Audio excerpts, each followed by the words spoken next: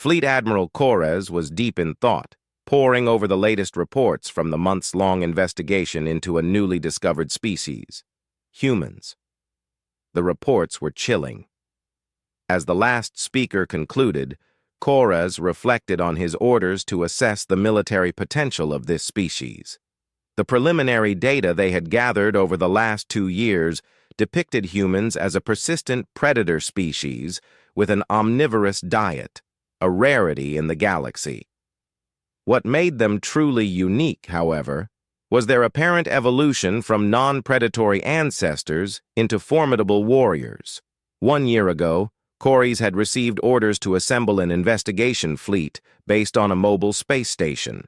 This station was equipped with advanced computer systems capable of copying billions of minds and running simulations to predict reactions to various scenarios, particularly military interventions. The Council developed this technology to minimize losses when encountering new species, deciding whether to approach as allies or conquerors.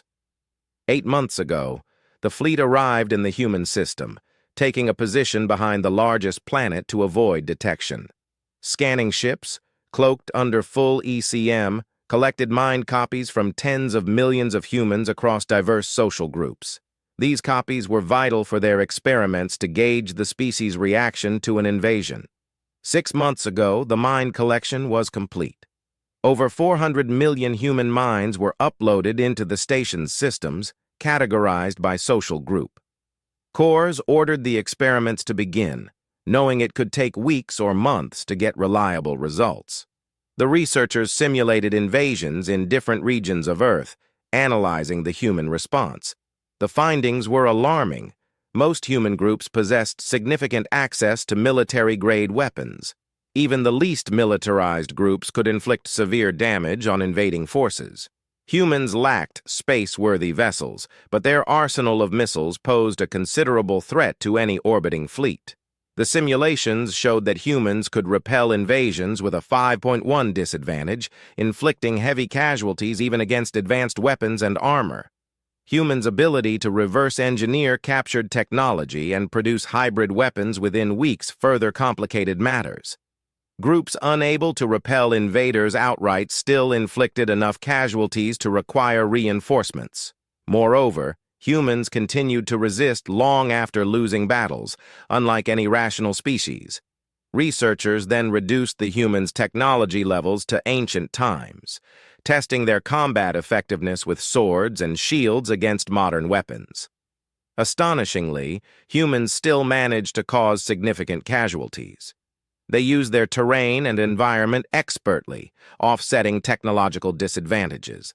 Simulations with ancient tech repeatedly showed humans inflicting unsustainable losses on the invaders. The experiments ran 5 times with minor variations, each iteration reinforcing the conclusion. Humans were an incredibly dangerous species. Corps convened a final meeting to review the findings.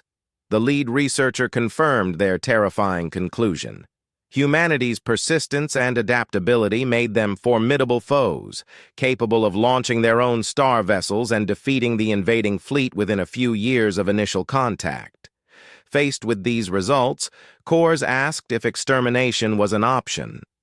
The researcher presented a grim scenario where even attempting to annihilate humans would backfire spectacularly.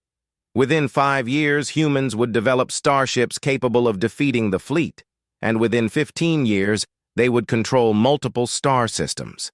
The only sure way to stop humans seemed to be the destruction of their planet. Yet the researcher feared even that might not suffice, given humanity's resilience and potential to survive or escape such an attack.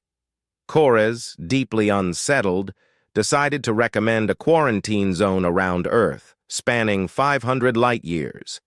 This measure would buy time until they could ensure a safer encounter with this remarkable yet terrifying species. Corres sent his report to the Council, hoping that the quarantine would prevent any accidental conflict. However, a small part of him doubted whether this would ever be enough. He couldn't shake the nagging feeling that humanity's indomitable spirit and relentless drive would find a way to break through any barriers the galaxy imposed. As he finalized his report, Kors knew the galaxy would have to be perpetually vigilant, for humanity was a force unlike any they had ever encountered. Subscribe to watch more amazing sci-fi stories.